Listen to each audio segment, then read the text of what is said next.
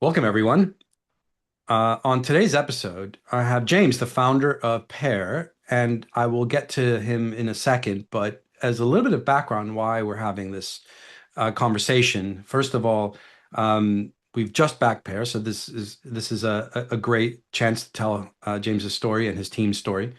But also because like we're living in a time where we're seeing this divergence between human productivity and AI productivity. And that's what we're going to unpack today. And that's what Pair is now. So with that background, James, welcome. Thanks so much for having me, Carlos. I'm delighted to have Seedcamp on our cap table now. It's a real privilege. Yes, the privilege is ours. Like let's unpack your background. I mean, before we get into what Pair is, you have a very interesting background, and I'd love to hear a little bit more about it, whatever you want to share with the listeners, but also how it ended up inspiring you to start Pair. Yeah, absolutely. Well, I started off with probably the least sexy AI career in history, looking at neural nets in ferrets' brains and then training neural nets to diagnose trench foot in soldiers. So yeah, rewind 15 years ago, I was probably applying machine learning to one of the least sexy areas in the world. So that's how I got into AI then. And, fast forward 10 years, obviously the tech had got a lot better. And I was fortunate enough to, get to apply AI to some of the country's biggest decisions, building the data science team in 10 Downing Street. And it was a real privilege to do that back in sort of 2020. It was the time of COVID, and dashboards and data were really coming to the fore of the public mind, and we got to do some very cool stuff there. But I think this was the first moment I thought really carefully about the adoption problem, Carlos. And we'd build these amazing dashboards for the PM cabinet, and we'd do some really cool predictive analytics, using machine learning to model the effects of different policy choices. But ultimately, we were surfacing those insights to cabinet members, of which every single one, except one person, had a qualitative background. They'd done a humanities degree. And so making sense of those insights and actually making use of the power of AI was an adoption problem, right? And that's what I spent the rest of my time in number 10 focused on. And then just before I started Pair, I was the CTO of a specialist military regiment. And again, there I was really fortunate to be there when GPT-4 came out, right? And it was very clear very quickly, and we can come back to a story on this a little bit later. But it was very clear this was going to be a very powerful technology. But again, it came down to how people actually used the technology. And, we had lots of smart data scientists, and we had lots of smart, suppliers as well who could do wonderful things with AI. But the only time that results came is when that incredible technology was actually pointed at the right problems to solve, Carlos, and people actually adopted the technology to solve the problems that really matter. So yeah, that brings me to now, founded Pair a couple of years ago with my old lead software engineer from this specialist sort of military unit. And we really wanted to help others adopt AI effectively, because we thought then that the adoption problem was going to be the real issue. The tooling was clearly going to get a lot better, and that's been borne out. But yeah, you've got Ilya saying that he thinks he's only using 10% of the current capabilities. If he's using 10%, Carlos, enterprises ain't using one. That sounds about right.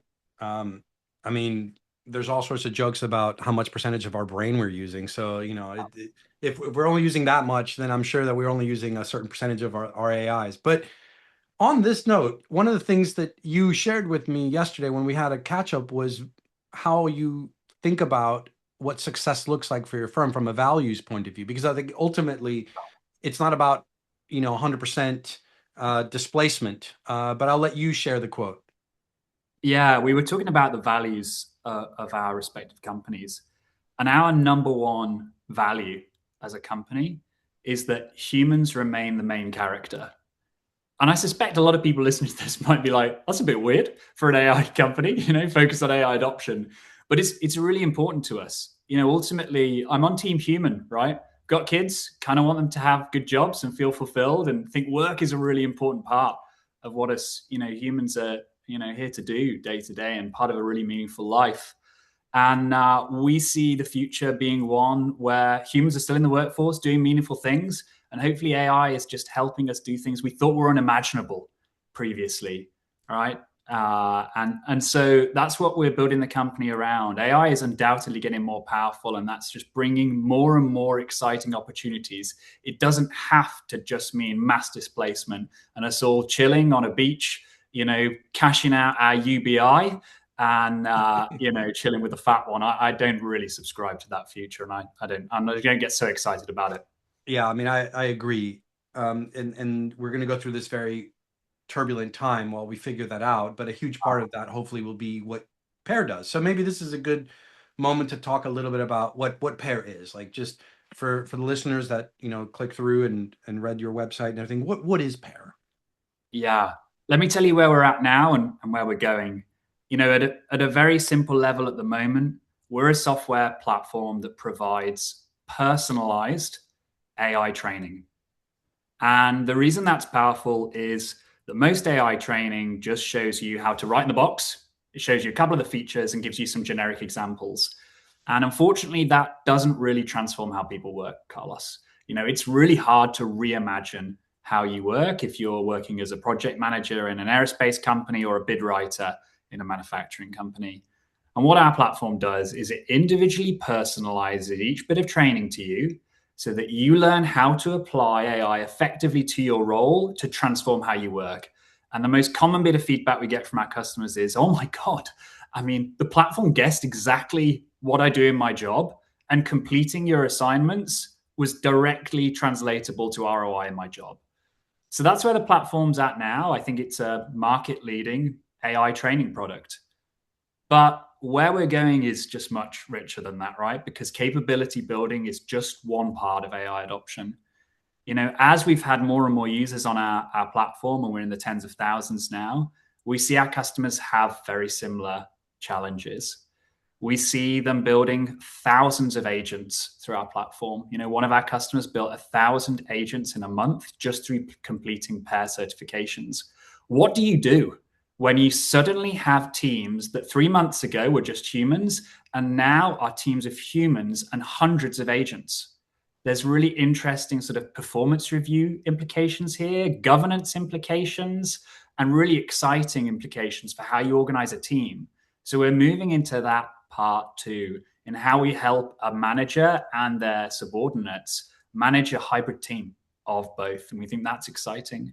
We also see that organizations, they've got their one subscription, they've got Microsoft Copilot, or they've got ChatGPT, and they're asking, am I getting ROI on these licenses? And generally, without effective training, they're not.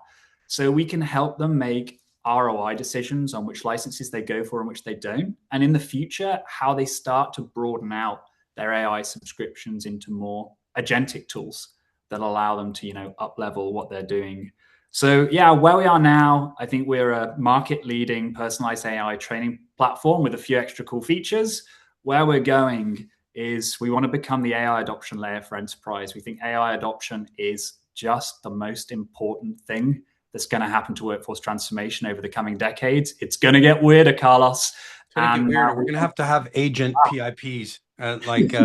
This agent's not performing, so we need to have a performance improvement plan for these guys. Hey, honestly, Claude Cowork is on a PIP for me at the moment, Carlos. I'm telling you.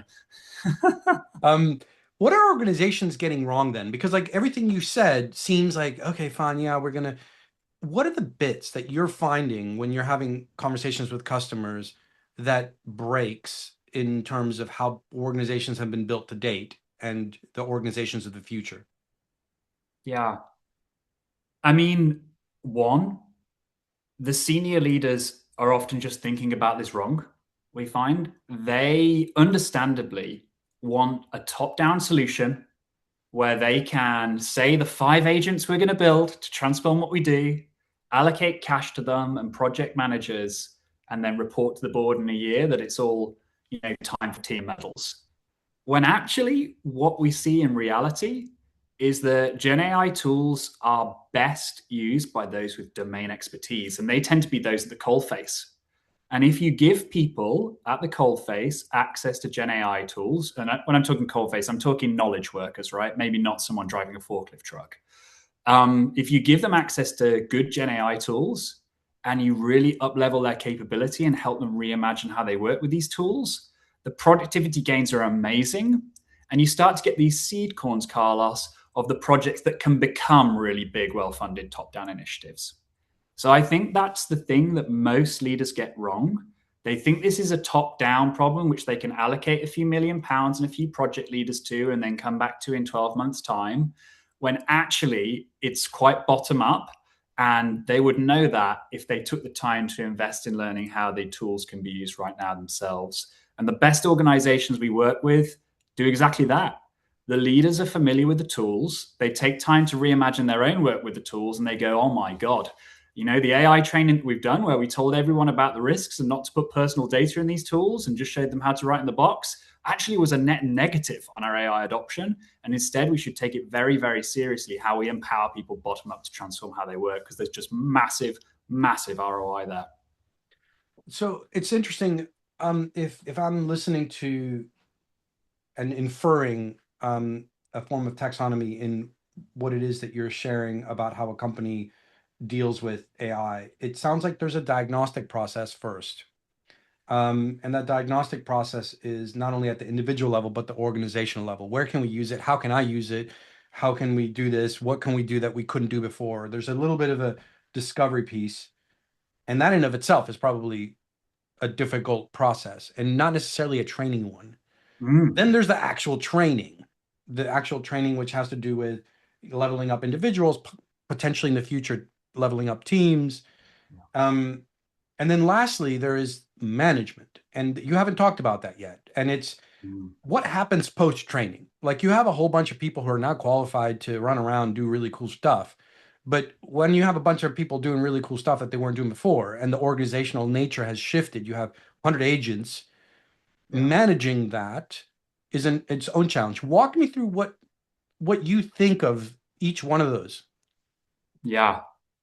I mean, we personally don't think too much about the diagnostic because because we're so bottom up, we trust the fact that if we give these skills to those at the coalface, they already can do their own diagnostic relatively quickly. And the way we nudge them to do that, Carlos, is, when our users go onto our platform, they put in their role title and where they work, and then we guess what their focus areas might be and where it might be helpful to apply AI, and then they can edit those. So we do a very light diagnostic and we nudge them, but we sort of empower them to solve their own problem. And I actually think that's part of the reason the platform's so popular, because it's very empowering. There are, of course, startups that focus on this, like Work Helix.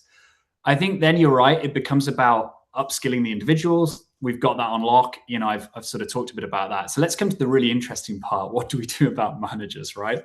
And management. I mean, we're still working this out as we go, but clearly, humans are becoming managers of AI. I think Richard Soccer was one of the first to sort of say that this was going to be a very important skill for people in the workforce in the future. And I don't think most people are quite ready for that. Yeah. And I think that's a set of skills we really need to teach them. And I think there's a couple of ways we can help do that. Firstly, we can be really transparent with them on where the current capabilities of AI lie and where AI is weak, so that people can manage these agents effectively and give them roles that they can actually perform, right? Because I think a lot of people are delegating tasks to agents they're not capable of performing. And that's poor management, just as it would be if you were giving an intern, the role of going sitting on one of your company's boards. They wouldn't be ready for it. So we can help them with those sort of managerial skills as applied to an agent. We can also help them keep up with the cutting edge, because unlike managing a human who generally sort of improves on a fairly linear path and relatively slowly, the difference between GPT-4o, which we were all using 6-7 months ago, GPT 5.2 now, and the agentic tools like Claude Cowork is absolutely dramatic. So the managerial skills to manage a GPT-4o agent versus Claude Cowork working all night for you, doing tasks for you overnight, running multiple things in parallel, is changing really dramatically too, Carlos.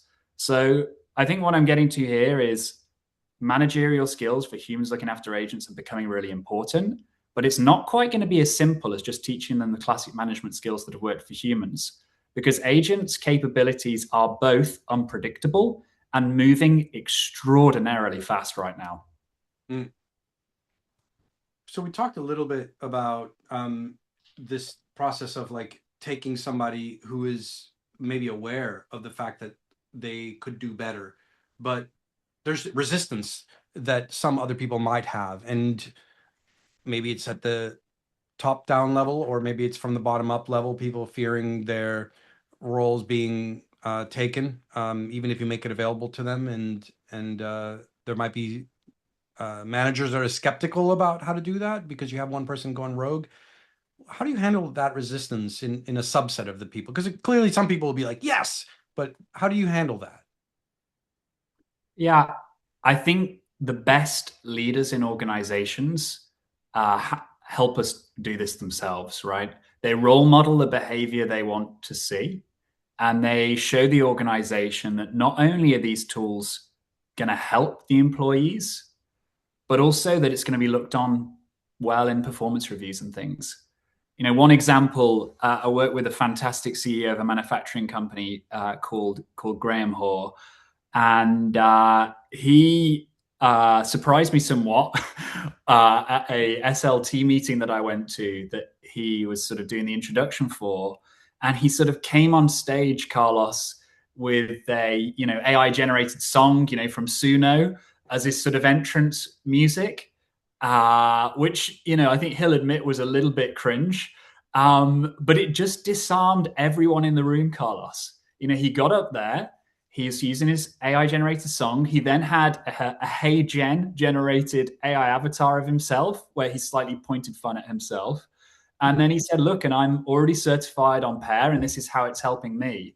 So I think, first and foremost, senior leaders can really help disarm their staff by, role modeling the behavior they want to see, not being too AI pissed, if I'm allowed to say that on here, and also incentivize their employees.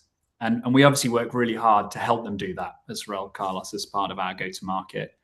And then, secondly, for us, it becomes about building that sort of momentum. In most organizations we work in, we get to sort of 70% of their workforce AI certified within the first quarter. And honestly, Carlos, at that point, when 7 out of 10 of your mates have got AI certified, have seen ROI, and think it's great, the 3 really quickly follow because it's just becomes socially unacceptable and the ROI just becomes unmissable. So that's the approach we've seen. Senior leadership buy-in is really important. And then we tend to build up so much momentum that people just don't want to be the odd one out. It's a really, important part of behavioral science that we're social creatures and we want to fit in. And if everyone else is using AI effectively and is leaving on time and is looking like they might get promoted, Carlos, I ain't looking like the odd one out anymore. Yeah.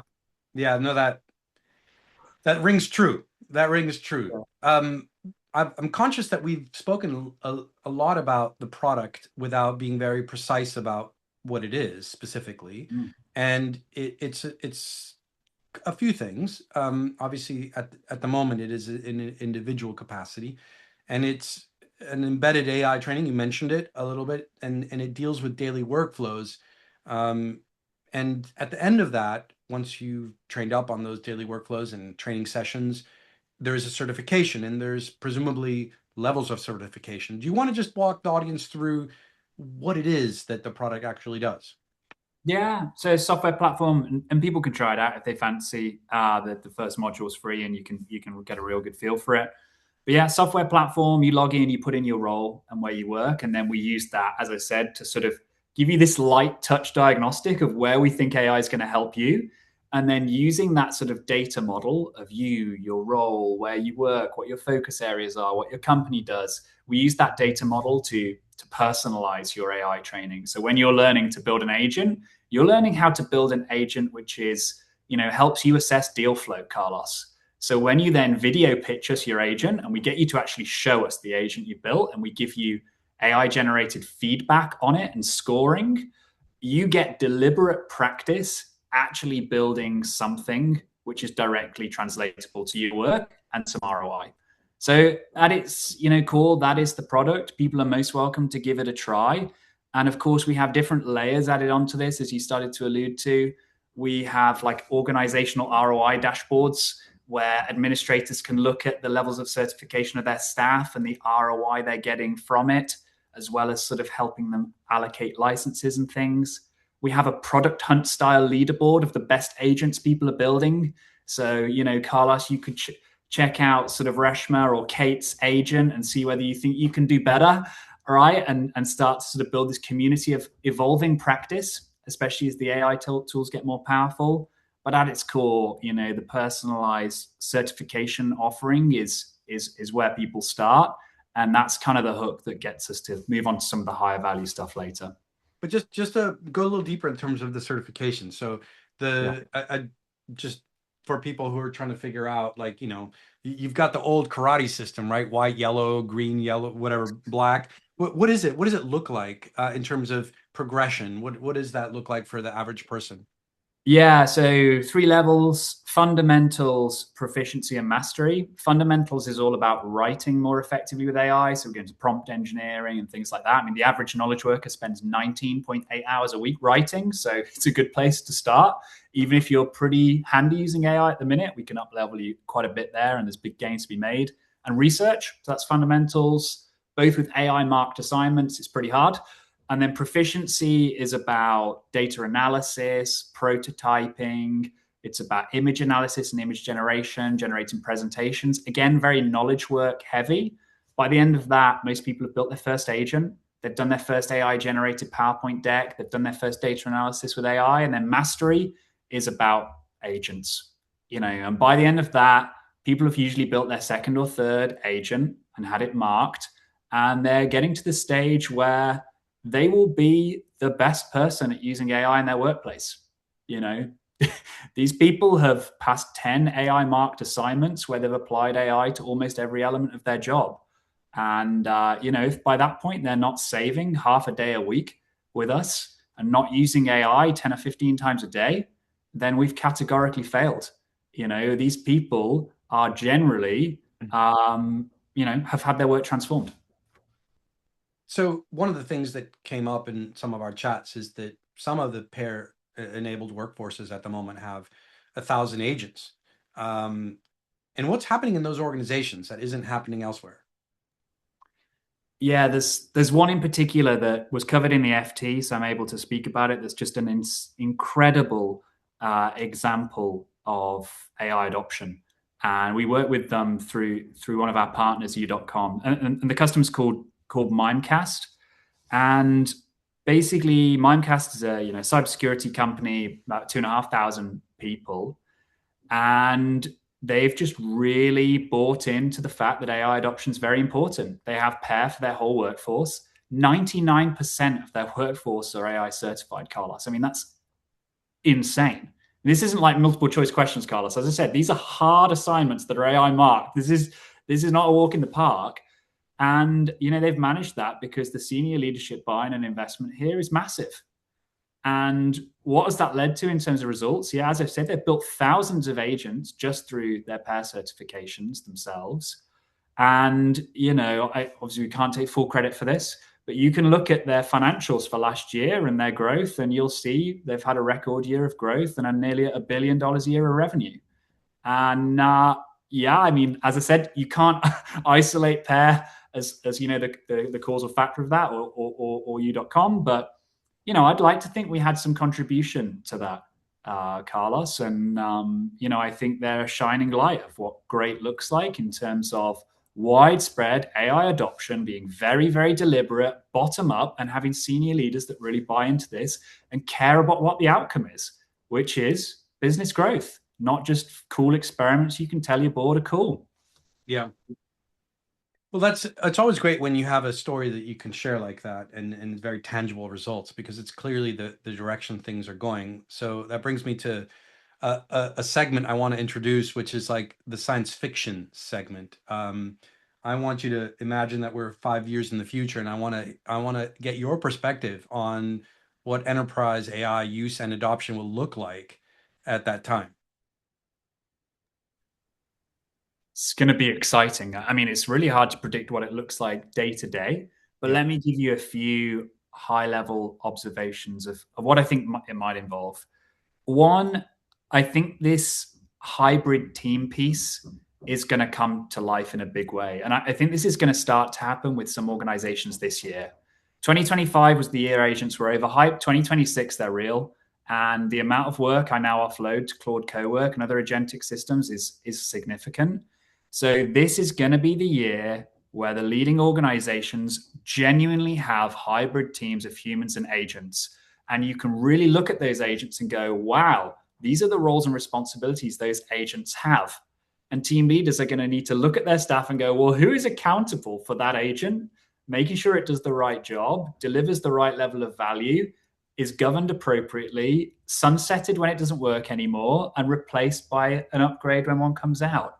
So, yeah, one, I think we're going to be, if not this year, certainly within the next few years, having these hybrid teams of humans and agents. I think, secondly, we're going to move from transactional use of AI to more delegation to AI, right? At the moment, most AI usage is pretty transactional. Carlos goes to a chatbot or James goes to a chatbot. We ask it a question. It's got some of our context and it gives us an answer. And then we go back to our workflow. Going forward, we are going to just delegate tasks of greater and greater size to AI. At the moment, I delegate some tasks like script writing for our videos to Claude Cowork, sorry. And it's really good at then having that task delegated to it, looking at our, existing script, building itself a skill from those, and then writing a new script based on its internet-based research and things. Where we get to in a year or two's time, I expect Claude Cowork or whatever tool I'm using then to be able to get like the whole task end to end, to proactively look at what the latest AI releases are, do the research on what learning objectives might be appropriate to our users, come up with a really compelling script, then get Synthesia to build the video for that, design a personalized assignment, and by the time the user wakes up in the morning, another agent has quality checked all that work and practice had a go at it as 20 different personas. And I don't even know that this has been built until I get some freaking awesome feedback from a CEO who goes, oh my God, your platform just taught me how to do something that I never even knew was possible before. And that's the first time I even realized we had content about that or any offering around that. Right. So I think delegation is just going to get way more profound. And then finally, I think we're going to get to the stage where knowledge sharing around this is going to get pretty fascinating too. So you're going to, at the moment, like all these organizations are out there and they're all having a go at building a customer service agent and they're all trying to use AI for bid writing and blah, blah, blah, blah, blah, blah, blah. And 1,000 flowers are blooming, right, Carlos? And some of them are beautiful roses and some of them look like trampled, discolored daisies. And hopefully Pair can become a platform where, if you're a bit behind in the AI adoption race, we can help you mimic the best practice of the beautiful rose rather than having to go through 15 sets of trampled daisies worth of sort of AI practice first. And I think we're going to start to solidify over the coming years what true greatness looks like in these best practices. Though, of course, if the pace continues of this progression, the shelf life of those best practices will go stale very quickly. And that's, I think, where Pair might be quite well positioned. Yeah, it also begs the question we're still in the science fiction section. So, when I hear any major change in how we think about productivity as people, we also have a psychological change that goes along with it, from like the days of tilling the fields to then accounting for the machinery that builds, harvests and stores the product of the fields. And so it changes not only job functions, but it also changes how we educate ourselves and how we think in abstraction. And it becomes a very interesting conversation about how it is that our educational system at large will change as a function of all this stuff happening. Do you see, again, science fiction, you can answer whatever you want. Do you see a fundamental shift in not only how the educational system needs to adapt to then have somebody who's ready for the workforce in 5 years' time that benefits from this. How do you see the psychology and methodologies for education changing in 5 years' time? One thing we actually missed out about the pair story is our ill-fated first year selling AI training and adoption to state sixth forms, Carlos. And obviously, I sort of airbrushed that out because we've ended up where we are, and I think that market was unfortunately not ready for this, despite it being so important. So first and foremost, I just want to say I think this is an extremely important problem to solve. 18-year-olds are not leaving school equipped for the AI age, and I really wanted to build a company that could help change that. And unfortunately, that's just not a viable business at the moment because schools don't have any money, let alone are they incentivized to drive that. So first and foremost, let me say I think it's a really important problem to solve. Secondly, like why, going to your question of why, I mean, an 18-year-old who's relatively smart with AI skills can achieve probably what like five, Ivy League graduate college students could combined, you know, just a couple of years ago, right? So the level of what can be achieved by these young people, if you combine them with, good AI skills, I think is insane. And that we should get very, very excited by that. And so the country, sorry, that manages to get their education system to grasp that is going to have a phenomenal workforce, right? I want to hire kids from there, right? Send me some of these Israeli, kids who've gone to Unit 8200 who are really sick at AI. Carlos, I want 5 of them, and we'd be a unicorn tomorrow. Do you know what I mean? It's going to be fascinating which country really leans into that, because at the moment most young people are scared of AI because they've been told not to cheat with AI. They've been told their data's not secure. They've been told not to use it, and they use it a little bit. They use like Snap, AI filters or whatever. They're just not harnessing what the possibilities are, and I think that's a crying shame. So big opportunity to grasp. I'd love for us to have a crack at that in the future. But at the moment, there's not a viable business there, I don't think, just yet. All right, my last question, answer it whichever way you want. We're now 10 years in the future. Is the human in the loop still?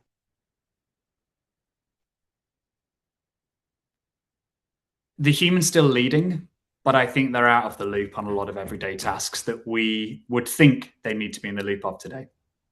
And I think that's a mindset shift. Humans are going to be doing less, but managing more. And I think that's very exciting. I want to be able to achieve 10, 20, 30x more. I want to see more of my ideas come to life. And I think most people we work with do as well. But I don't have the time to do all those things. But increasingly, AI does. I build 10 times as many prototypes now as I used to be able to because of Lovable. I probably am like 50% more efficient at knowledge work because of Claude Cowork and ChatGPT. In the future, these systems are going to get so good, I can just delegate more and more to them. And so increasingly, I'm going to be the manager of humans, but the manager of some incredibly powerful AI too.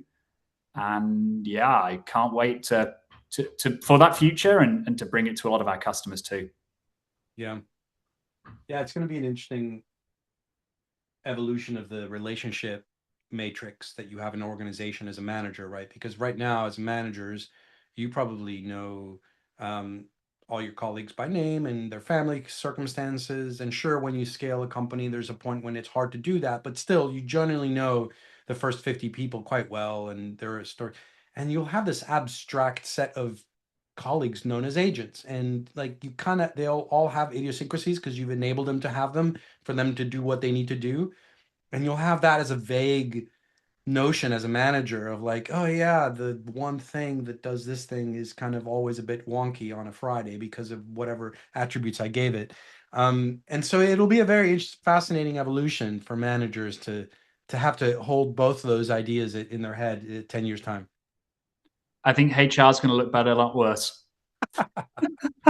I hope so. Anyway, Yeah. Well, excellent. Thanks so much for your time, James. It's been a great chat.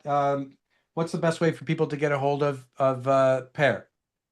yeah. I mean, add me on LinkedIn or drop me an email, James at pairnow.ai. Yeah. Yeah, really excited to hear from them. And that first module is free. So if you want to try it out, go to Pair Now and start just getting enrolled. So thank you, James. Much appreciated. Thanks, Carlos. Great conversation. Cheers.